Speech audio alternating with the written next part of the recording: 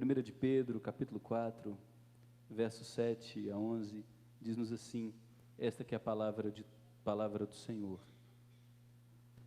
O fim de todas as coisas está próximo. O fim de todas as coisas está próximo. Portanto, sejam criteriosos e sóbrios para poderem orar. Acima de tudo, porém, tenham muito amor uns para com os outros, porque o amor cobre a multidão de pecados. Sejam mutuamente hospitaleiros, sem murmuração. Sirvam uns aos outros, cada um conforme o dom que recebeu, como encarregados de administrar bem a multiforme graça de Deus.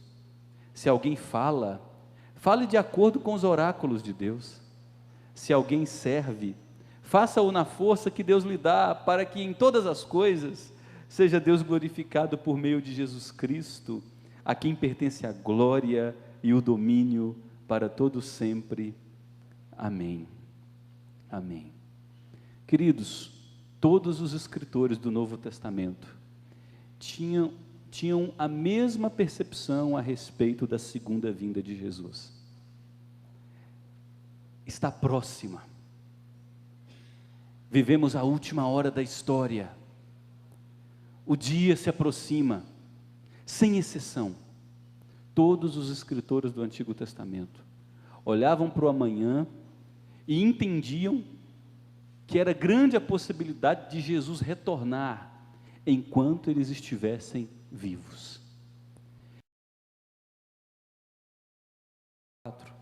E a gente caminhar por alguns textos bíblicos. Abra a primeira carta de Paulo aos Coríntios, capítulo 10. 1 aos Coríntios, por favor, capítulo 10. Será uma viagem rápida, para que a gente compreenda um pouco a mentalidade dos autores do Novo Testamento com relação ao retorno de Jesus. 1 Coríntios 10, versículo 11, diz-nos assim a palavra do Senhor. Estas coisas aconteceram com eles, Paulo se referindo a todo o registro do Antigo Testamento, dos pecados do povo de Deus, e do que aprendemos com esses pecados, para servir de exemplo, e foram escritas como advertência a nós, para quem o fim dos tempos tem chegado. Paulo tinha a clara percepção de que a partir do nascimento, vida, morte de cruz, ressurreição e ascensão de Jesus aos céus, a última hora da história já entrou na nossa realidade. Nós vivemos o fim dos tempos. A qualquer momento a última trombeta tocará. Veremos o nosso noivo. Ele nos verá e nos transformará por completo. Vá agora para a carta aos Hebreus, capítulo 10, caminhando um pouco mais para o fim do Novo Testamento. Carta aos Hebreus, capítulo 10. Naquela época nós já tínhamos o fenômeno dos desigrejados acontecendo. Ah não, na minha igreja tem pecadores, as pessoas se traem, não gosto de ir para a igreja, me decepcionei com gente, é melhor ficar em casa vendo o culto pela internet. Já tinha o fenômeno dos desigrejados no primeiro século. E aí Paulo escreve Hebreus 10 e no verso 25 ele diz: não deixemos de nos congregar, como é costume de alguns. Pelo contrário, façamos admoestações ainda mais agora, que vocês veem que o dia se aproxima. Está chegando. Ele está voltando. O rei está vindo. E o autor aos Hebreus diz: vocês precisam se reunir, para não perderem o foco, para se aconselharem mutuamente, se edificarem mutuamente, com a esperança da vida eterna. Vá agora para a carta de Tiago. Depois de Hebreus nós temos Tiago, irmão de Jesus, capítulo 5, versículo 8. Tiago, capítulo 5, versículo 8. Sejam também vocês pacientes e fortaleçam o coração, pois a vinda do Senhor está próxima. E por fim, Passe Pedro, 1 Pedro, 2 Pedro, e vá para a primeira carta de João, capítulo 2, versículo 18. Olha o que o apóstolo João, que escreveu o Evangelho segundo João, a carta de Apocalipse nos diz, na primeira carta, capítulo 2, versículo 18: filhinhos, esta é a última hora. O fim dos tempos já se estabeleceu na história. Nós vivemos o prelúdio. O Senhor está prestes a retornar. Será a qualquer momento. Será como nos dias de Noé. Os homens estarão se casando, dando seus filhos em casamento, as mulheres cuidando de sua saúde, de sua beleza, uma multidão desapercebida, e de repente, Ele retornará. A última hora da história, desde a ressurreição de Jesus, já entrou na nossa vida. Ele está prestes a voltar.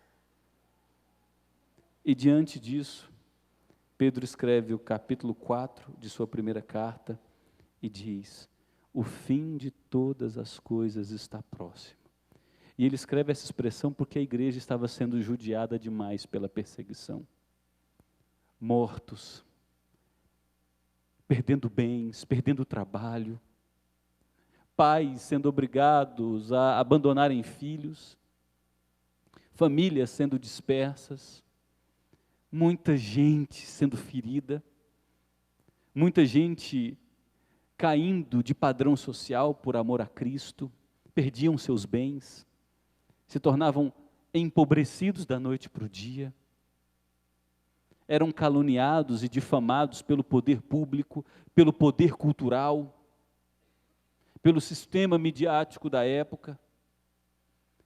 E com base nisso Pedro diz: se consolem, na verdade, o fim de todas as coisas está próximo.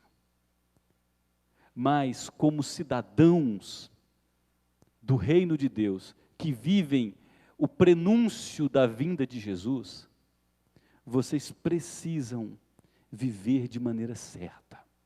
Até que Cristo retorne, é necessário que vocês vivam de maneira que glorifique a Deus. E a pergunta que se levanta é: como nós podemos viver como cidadãos do fim dos tempos? Ou como cidadãos no fim dos tempos? E Pedro oferece 4 direções a todos nós. A primeira está no verso 7. Precisamos viver o fim dos tempos com atenção e vigilância para o bem das nossas orações. Vivemos o fim dos tempos com atenção e vigilância para o bem das nossas orações. Note o verso 7. Portanto, sejam criteriosos e sejam sóbrios para poderem orar. O que Pedro está dizendo é, pelo fato de o fim dos tempos estar chegando, de Jesus estar prestes a retornar, é necessário que vocês abram os olhos, que vocês vigiem ainda mais, porque no fim dos tempos haverá uma marca, que é o esfriamento do amor. E dentre o próprio povo de Deus, o amor da maioria se esfriará. Dentre o próprio povo de Deus, haverá a perda do significado da oração. Pedro está dizendo: vigiem para o bem das vossas orações. Quando a gente começa a se envolver demais com essa vida, quando a gente começa a achar que essa realidade tola onde estamos inseridos, com dor, angústia, tragédia, morte, aflição, desigualdade, abandono, opressão, miséria. Quando a gente começa a entender que esse mundo é gostoso, e a gente quer fazer de tudo para enraizar a nossa vida nele, e permanecermos aqui para todo sempre, Pedro está dizendo: vocês deixam de orar. O que é a oração? A oração é a permanência do discípulo de Deus, dizendo todos os dias: venha o teu reino, venha o teu reino, venha o teu reino.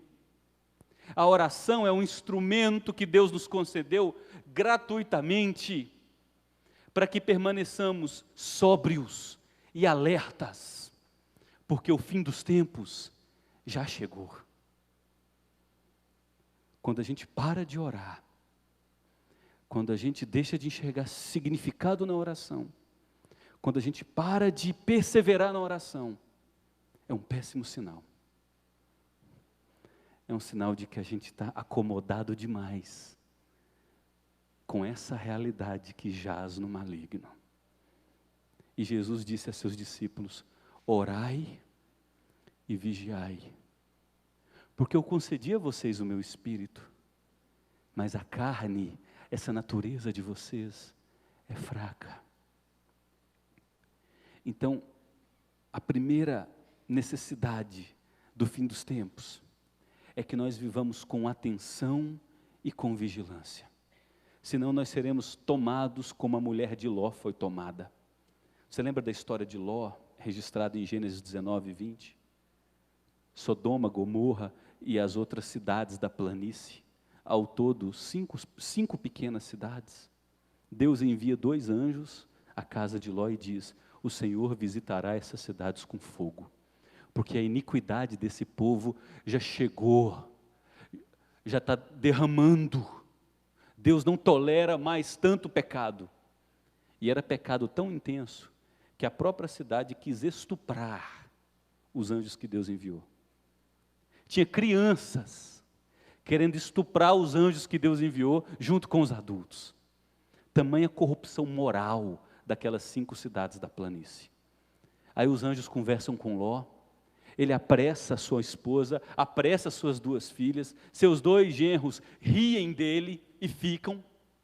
Ló sai sendo meio que empurrado pelos anjos, com sua esposa, com suas 2 filhas, e os anjos dizem: não olha para trás, não olha para trás. E nós sabemos a história, contamos muito para a criança. A mulher de Ló olha para trás, se converte numa estátua de sal. O que significa esse olhar para trás? O coração da mulher de Ló estava tão impregnado por aquela cultura, tão familiarizado com aquela diversão, com aqueles valores, que ela queria tudo, menos ser salva da ira de Deus. O pecado enfiou raízes em seu coração, e mesmo Deus intervindo, já não era mais possível restaurá-la. Cuidado, seja sóbrio e seja vigilante, para o bem de sua oração. Se você não tem tido vida de oração, em nome de Jesus, a partir de hoje, assuma um compromisso, porque o tempo do fim já chegou. O dia do Senhor se aproxima como ladrão de noite, e a nossa natureza é fraca. Nós precisamos estar alertas. Em segundo lugar, nós vivemos o fim dos tempos expressando amor intenso. Vivemos o fim dos tempos, além de com vigilância e sobriedade para o bem das nossas orações, expressando amor intenso. Note o que Pedro nos diz no verso 8: acima de tudo, Pedro deseja enfatizar seu argumento. Se há algo muito importante antes do retorno de Jesus, é que ao retornar Ele encontre vocês, acima de tudo, tendo muito, olha o advérbio, muito, amor uns para com os outros. A expressão muito aqui no original é um elástico com muita resistência. Os gregos usavam essa expressão para traduzir os atletas olímpicos, que tinham que forçar sua musculatura, dar o máximo de si, para resistir até o limite. Pedro está dizendo: vocês têm que resistir até o limite na prática do amor.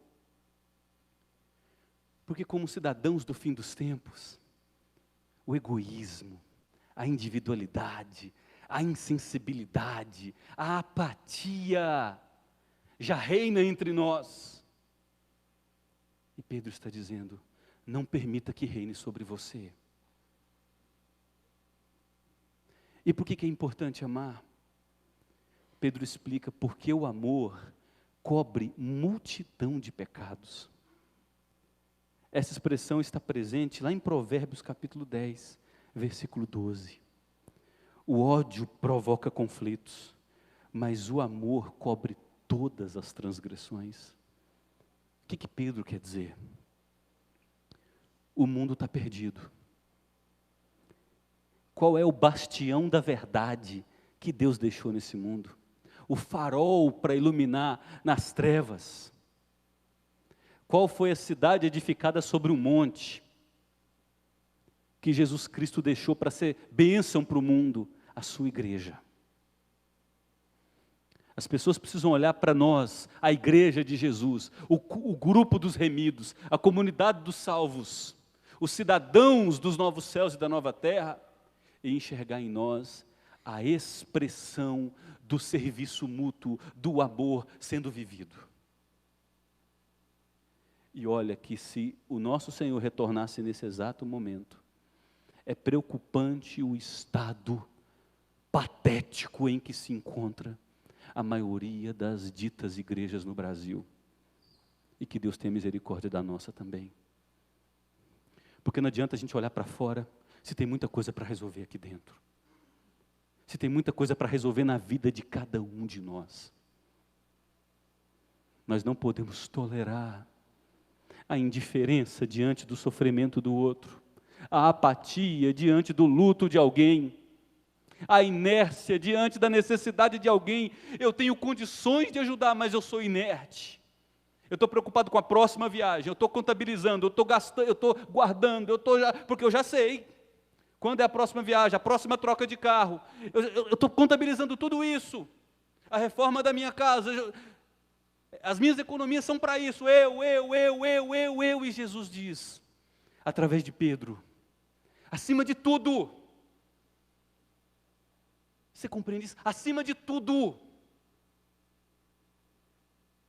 Ele colocou isso como ponto mais importante. Tende para com os outros amor intenso. O que é cobrir multidão de pecados? Nós vamos errar uns com os outros, nós vamos falhar uns com os outros, nós vamos ferir uns aos outros, mas na medida em que nós nos perdoamos, na medida em que nós tratamos nossos problemas, na medida em que nós exercemos misericórdia uns com os outros, diante do erro do outro, o mundo começa a olhar para nós e enxergar a graça de Deus. A nossa vivência de amor, do perdão mútuo, a maneira certa de tratar das nossas rinhas, dos nossos conflitos, servem como um testemunho para um mundo marcado por violência, ódio e rancor. Então, como cidadão do fim dos tempos, desenvolva amor perdoador, amor de serviço, de entrega, de dedicação. Mas isso não vale só para a vida cristã, para o testemunho da igreja, para o seu casamento. Seu casamento está precisando de perdão. 7 vezes por dia? Não, 70 vezes 7. Quantas vezes forem necessárias.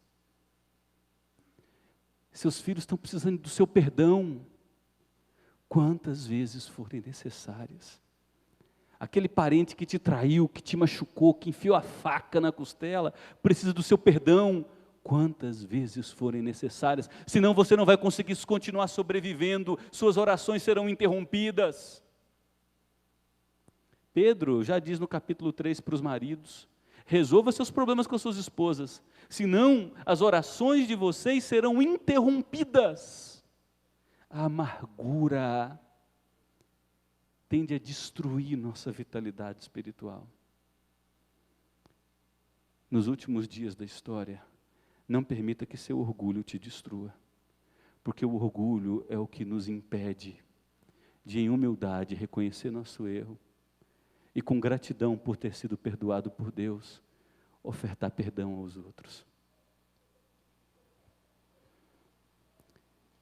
Em terceiro lugar, Pedro diz que precisamos viver o fim dos tempos, exercendo a hospitalidade.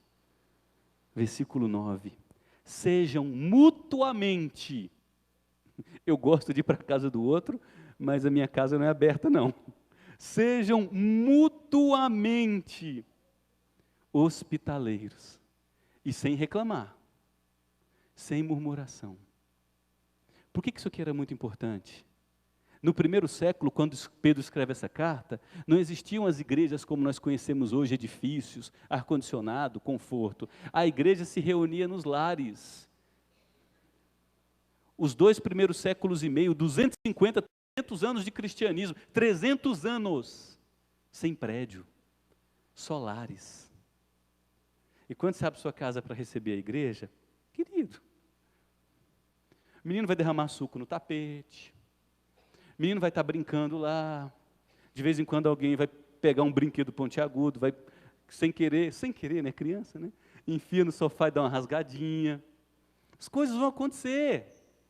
Termina o jantar, sobrou alguma coisa, me dá um pouquinho para eu levar. Aquela vasilha vai e dificilmente volta. É assim, gente. Mas se a igreja não exercesse a hospitalidade, sem prédios, como os crentes seriam edificados? Detalhe, haviam poucos pastores, eram muitas igrejas para serem cuidadas, os pastores desenvolviam um ministério itinerante, os hotéis eram verdadeiras pocilgas, muitos eram casas de prostituição, era difícil para os pastores ficarem hospedados nesses hotéis, era necessário que os crentes tivessem o coração largo para hospedar, receber os profetas de Deus, que pregariam no seu próximo culto. Mas a hospitalidade é fundamental para a gente conhecer o outro, para a gente desenvolver intimidade com o outro.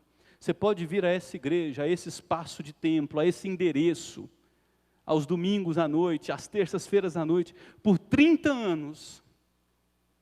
Mas se você não cear com alguém em sua casa, ou na casa de alguém, se você não jantar com alguém, comer um bom pão de queijo mineiro, com um cafezinho, você nunca desenvolverá intimidade. Pastor, eu tenho dificuldade. Querido, não há justificativa para isso. É a marca dos últimos tempos. Acima de tudo, tem um amor intenso uns pelos outros. E o amor intenso é desenvolvido quando eu exerço a hospitalidade. Quero te fazer uma pergunta. Quantos amigos leais, crentes, que amam a Jesus, maduros na fé, você tem hoje para ligar se chegar o momento da calamidade? Se nesse momento sua vida virar e você começar a experimentar dor, dificuldade, tragédia e precisar um ombro onde você possa ir desabafar e chorar, quais são as pessoas que você tem aqui para ligar? Se a resposta é, eu não tenho nenhuma, é porque você provavelmente não está desenvolvendo o amor intenso uns pelos outros e nem exercendo a hospitalidade.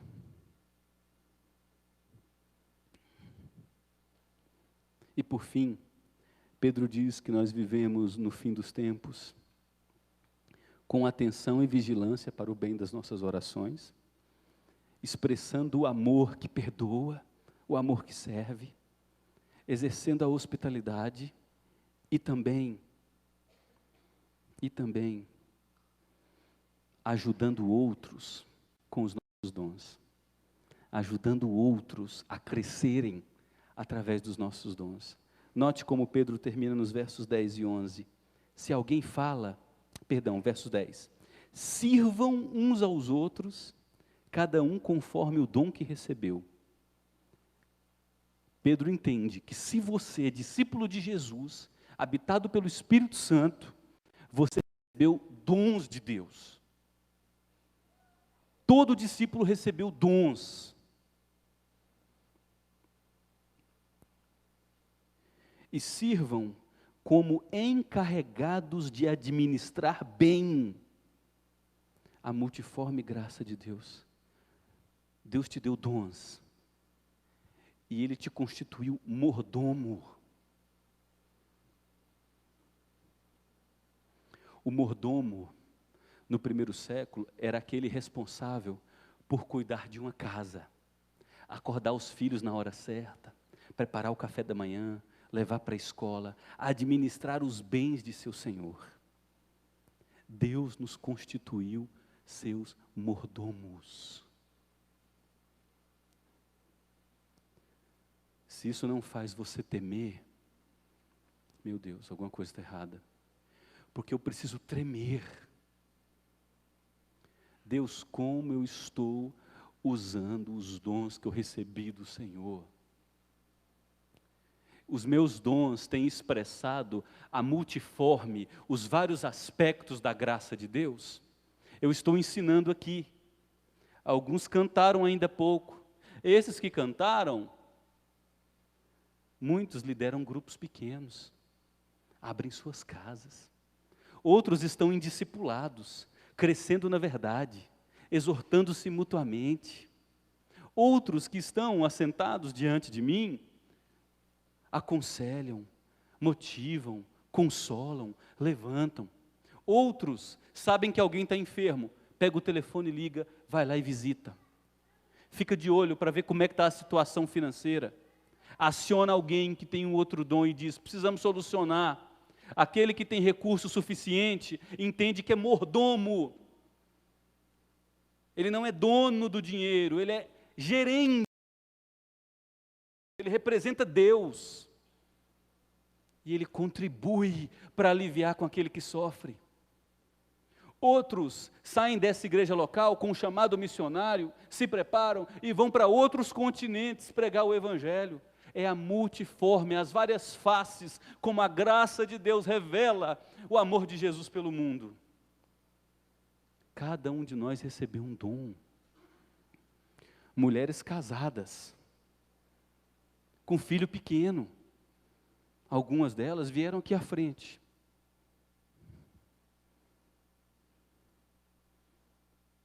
Vão começar uma jornada de um semestre com outras mulheres. Por quê? Porque amam a Jesus e querem viver o fim dos tempos, usando os dons que recebeu para manifestar a multiforme graça de Deus.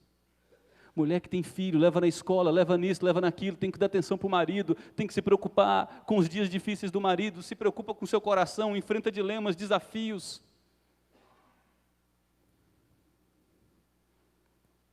Deus te deu dom para benefício do outro. Esse era o problema na igreja de Corinto. Eu falo em línguas, eu tenho o dom de cura, eu tenho o dom de profecia e revelação. Eu preciso estar em evidência por causa da grandeza dos meus dons. Mas não. Aquele que recebeu mais, ele tem que servir mais. O dom é para o serviço, é para o bem do outro, é para que eu me diminua e Cristo cresça. Agora, meu querido, ai de você, se você não estiver usando sua vida e os dons que Deus te deu para a glória dEle.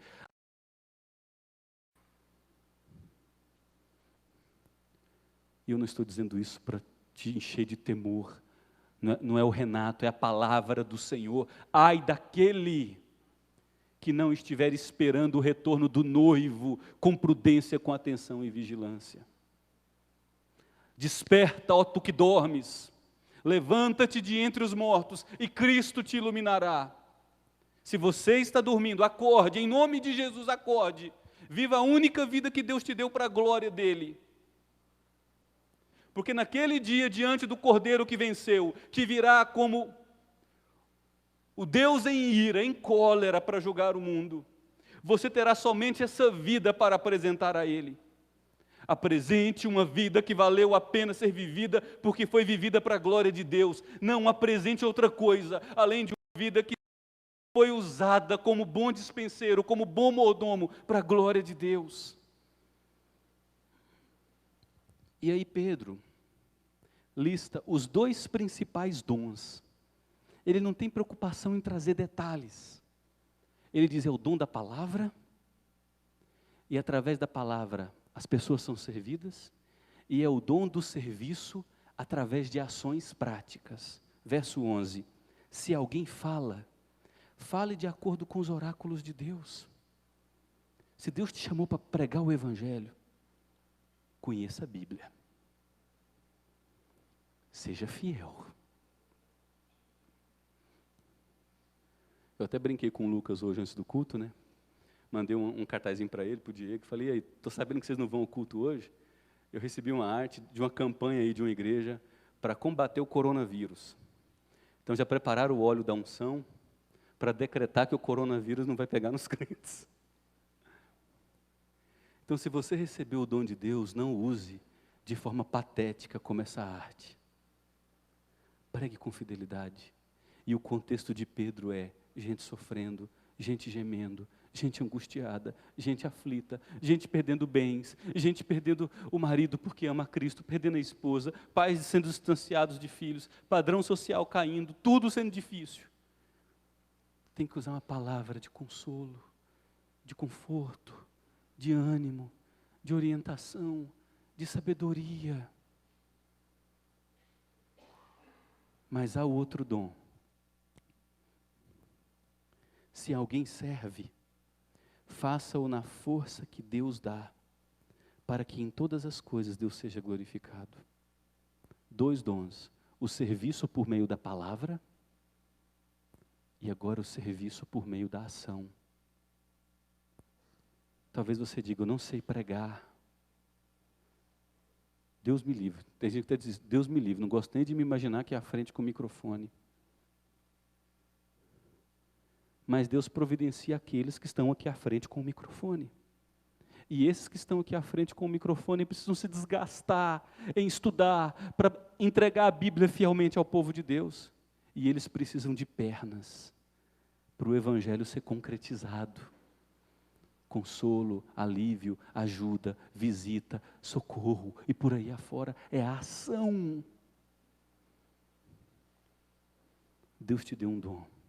Para todos que estão aqui nessa noite, Deus te deu um dom.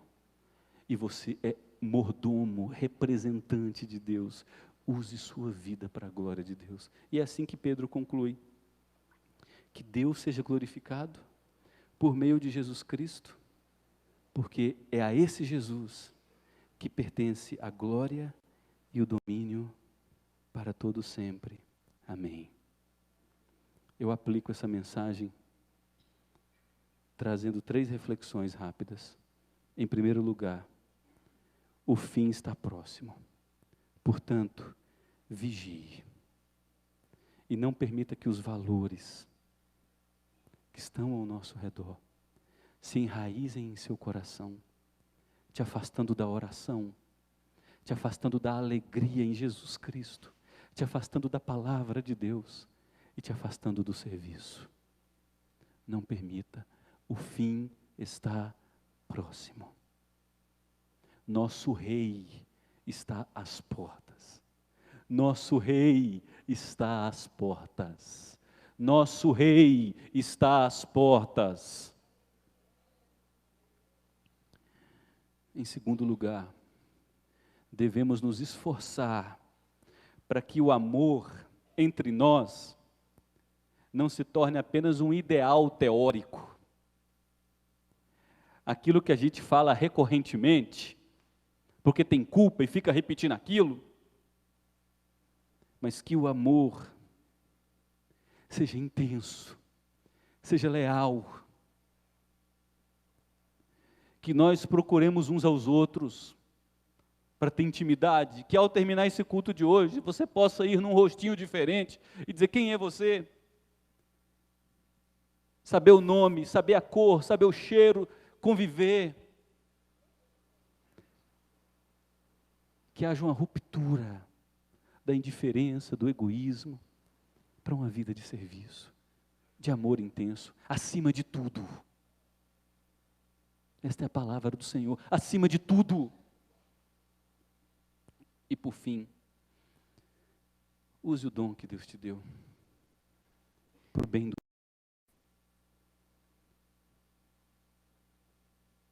Use o dom que Deus te deu para o bem do outro. Talvez esse dom esteja adormecido por falta de oração. Deixou de vigiar. Assimilou demais o que não devia ter assimilado. E Deus está chamando, vem, mas está olhando para trás. Mulher de Ló. Não, é bom demais. Deus não me resgata não, me deixa afundar ali, não me resgata não, é bom demais, mulher de Ló. Em nome de Jesus, use sua vida para a glória de Deus. Você é mordomo do Senhor. O fim de todas as coisas está próximo.